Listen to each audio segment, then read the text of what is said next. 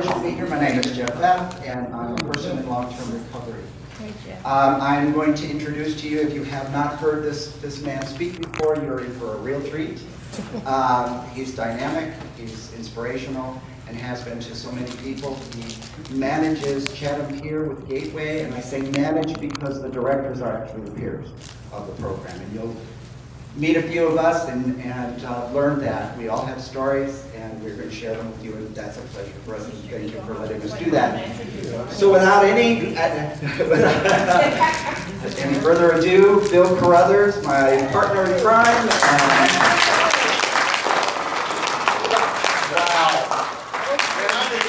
About 4 or 5 times, we ain't even got started yet. My name is Bill Carruthers, and I'm a person in long-term recovery. And traditionally, people have a hard time hearing me, so if you can't hear me, you raise your hand and I'll talk louder. Right? My name is Bill Carruthers. I'm a person in long-term recovery. What does that mean? That means that today, I believe in miracles. What does that mean? That means as I look at you, I can almost say I'm overwhelmed. I'm overwhelmed because I believe that you are our future. If you believe that, clap your hands.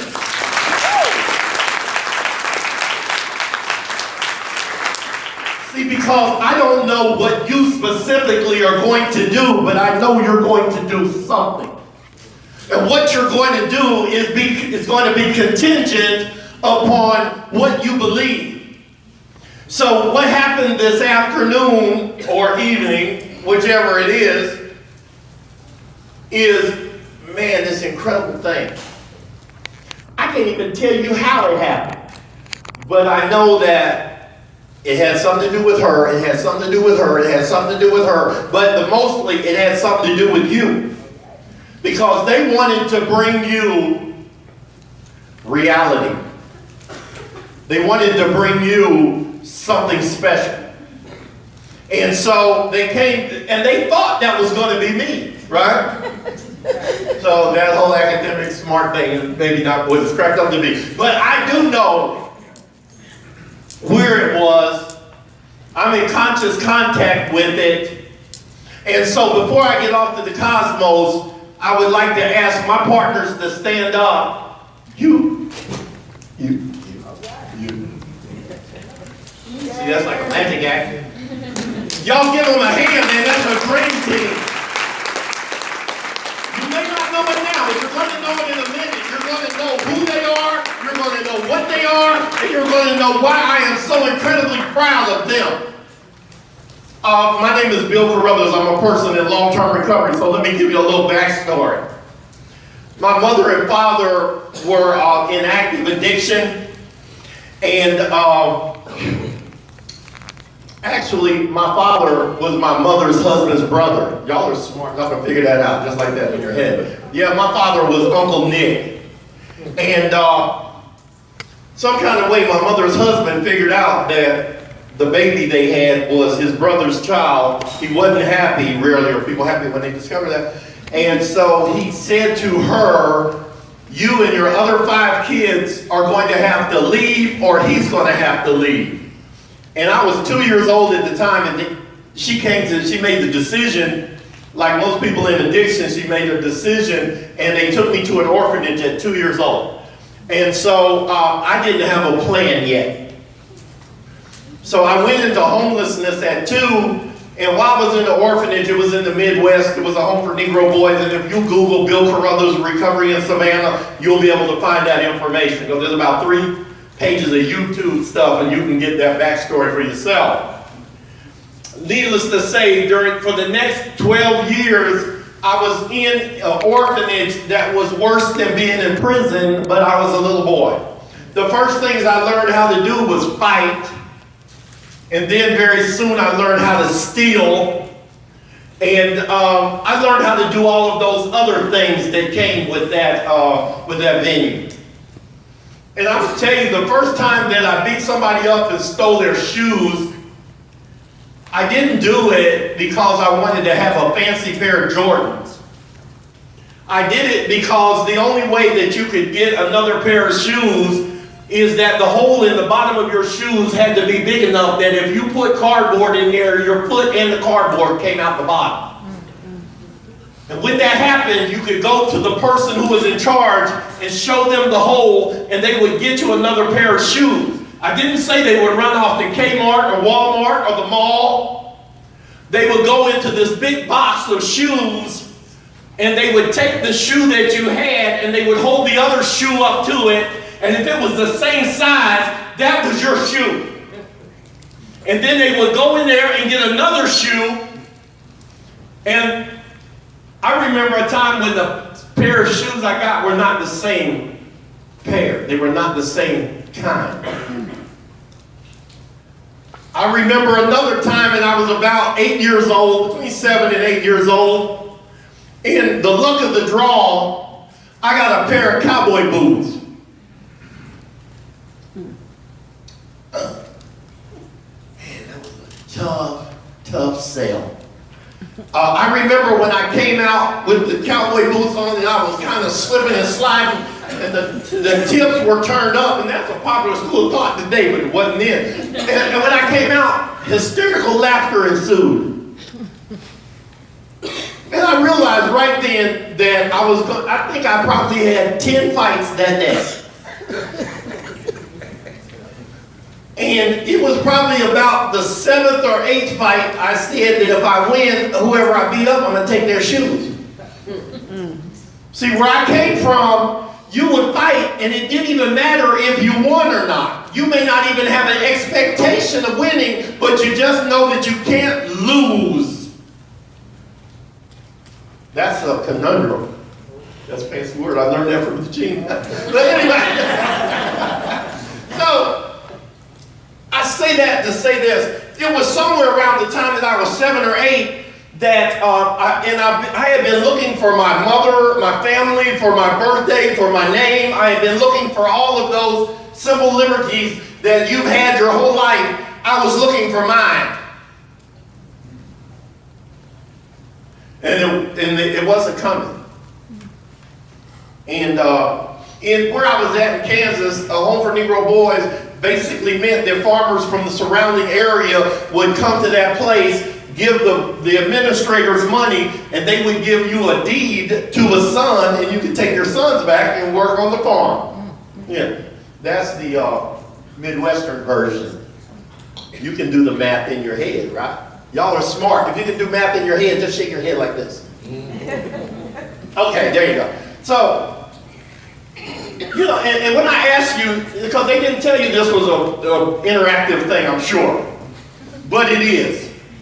And the reason that I'm asking you is because I want to measure the degree of participation you will give, because the time is going to come when your best efforts, you're going to be trying to get somebody to participate in your service.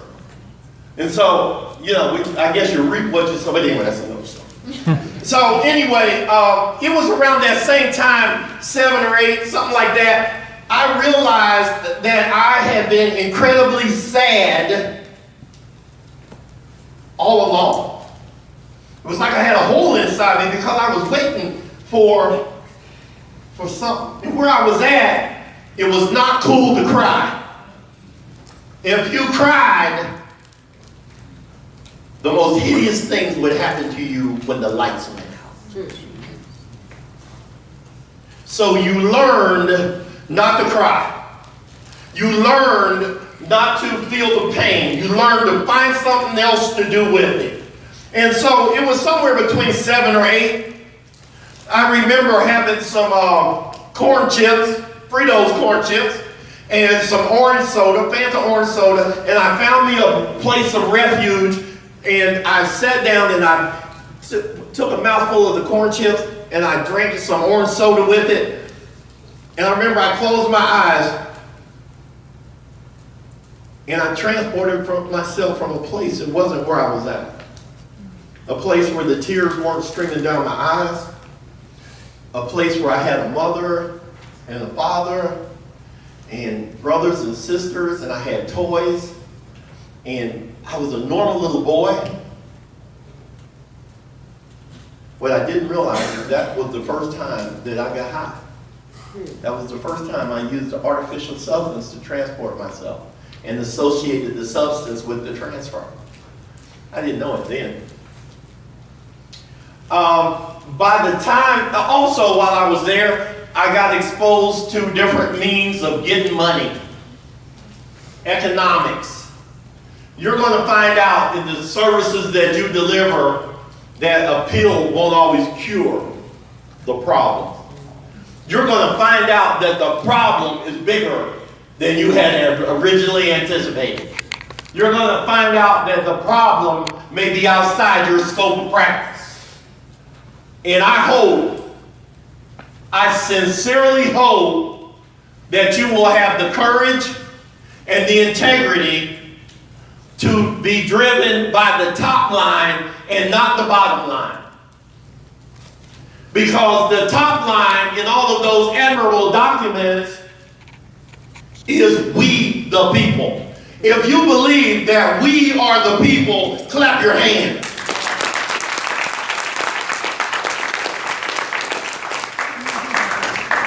Okay.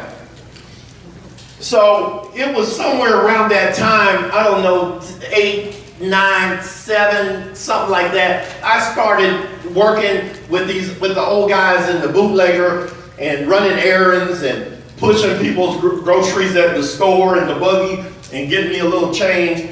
And I remember it was a popular game amongst the old men to get the young boy to drink a shot of this whiskey or the generic equivalent to, which was more or less rubbing alcohol in water.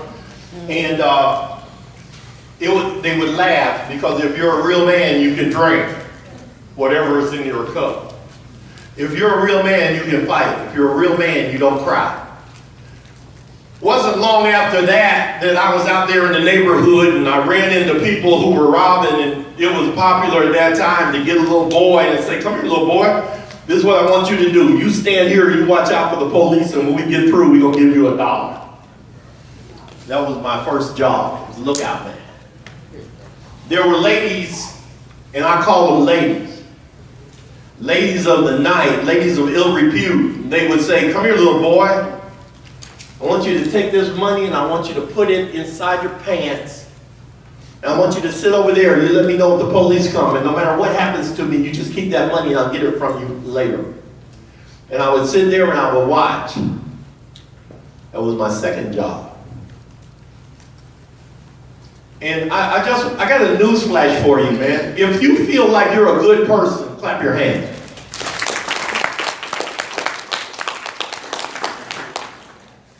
You know, a lot of good people made me feel really bad because I had a snotty nose and nappy hair and I was coughing and sneezing and I wore a little zip-up jumpsuit that sort of looked like Jason, and everybody knew I was from the orphanage, and everybody knew that the people in the orphanage hadn't had their inoculations and injections, and everybody knew that that was a risk. So when I would come around, they would say, "You know you're not supposed to be in here. You know you're not supposed to be around here." Well, needless to say, that pain that I felt around 10 or 11 years old, it started to turn into anger.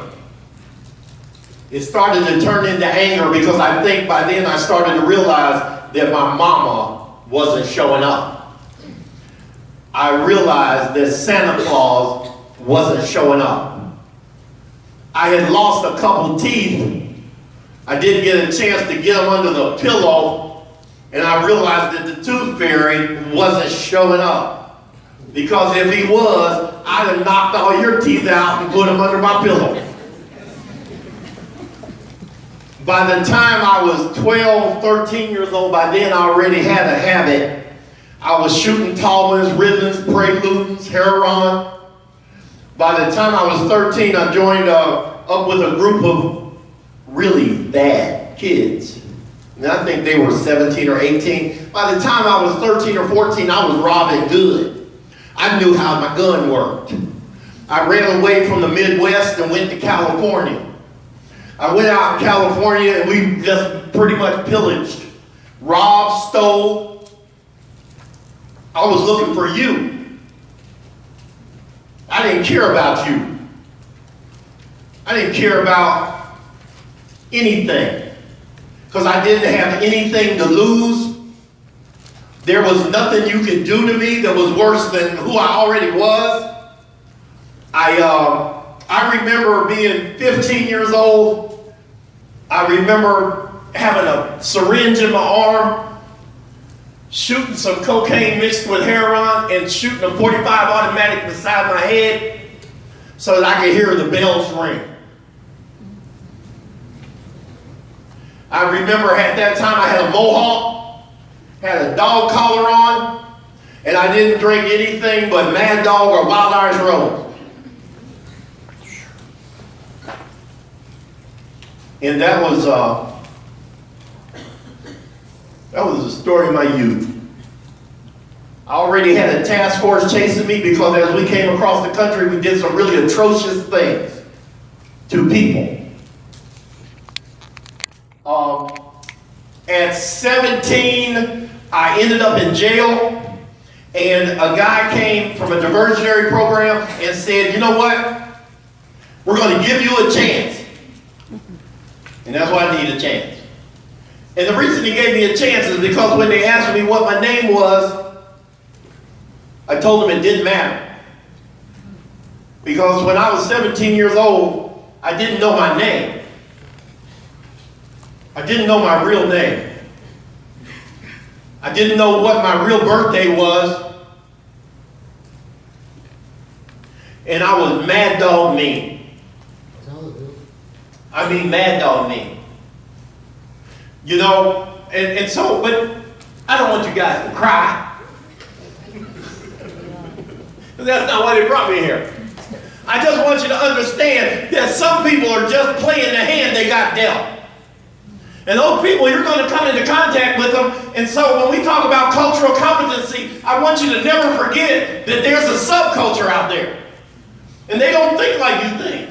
They don't have the same goals and aspirations that you have. You see? You got big roaches running across their floor. You just shake them off. You don't even chase them to kill him. He's coming back. You never turn the lights off. You go over to somebody's house, you say, you want me to turn the lights off? Say, no!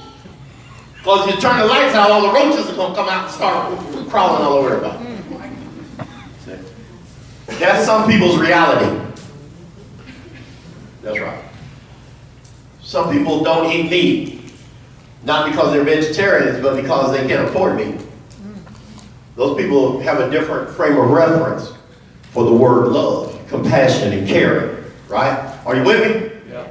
So, anyway, I joined the Navy, and I really wanted to do the right thing. I remember talking to a recruiter. He said, what do you want to do? I said, how do you get the most money? He said, submarines.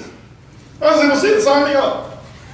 I ended up in Connecticut submarine school, which is basically riding on a submarine is like being underwater in jail with a bunch of smart people who are really good at mathematics.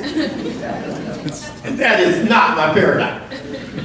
That's true. And so another thing that is really unfortunate, if your greatest coping mechanism is to fight and you're underwater with a bunch of smart people, yeah, you can do the bad thing in your head.